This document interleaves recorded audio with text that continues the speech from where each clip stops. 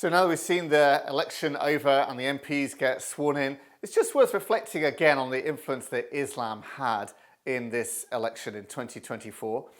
We saw 5 new MPs who are independent candidates, but who were backed by this Muslim group called the Muslim Vote, that campaigned for Muslims to vote en bloc for Islamic issues.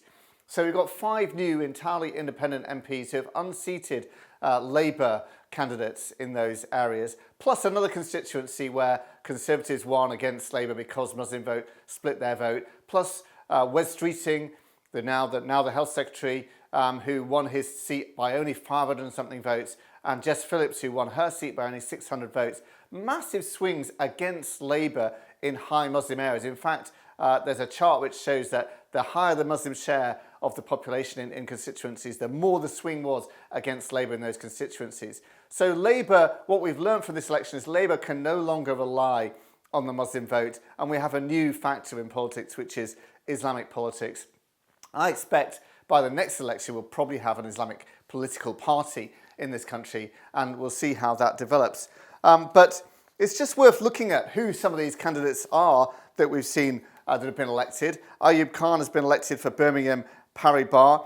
He originally questioned the whole October the 7th thing. I said on TikTok, I've not seen any evidence of rapes or murders of Israelis by Hamas. So that tells you quite a lot about him. Adnan Hussain is the new MP for Blackburn. He said in a rally a few years ago, "Let Israel burn." So that says quite a lot about him. Iqbal Mohamed for Dewsbury and Batley, that's the constituency where you may remember the Batley teacher who is still in hiding today for teaching a lesson on free speech and realising he didn't have free speech.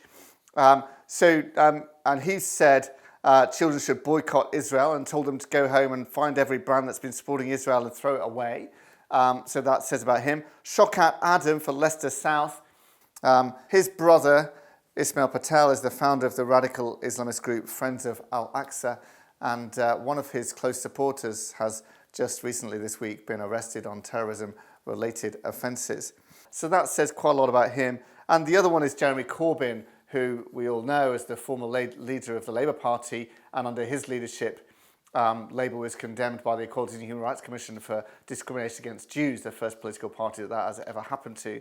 And he's previously said Hamas are our friends. He later said he regretted it, but that tells you a lot about him as well. So altogether, the Muslim Vote claimed that 50 MPs were backed by them, 5 independents plus 45 others that are members of other political parties that agreed with their demands as far as they're concerned. So 50 MPs that they're claiming got in their seats through the Muslim Vote.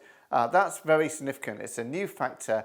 We'll see how this develops. But Islam is growing in influence in our politics. And what we need to see now is a response from the church. Is the church going to boldly stand up and say, no, we need to reclaim the political sphere? Thank you.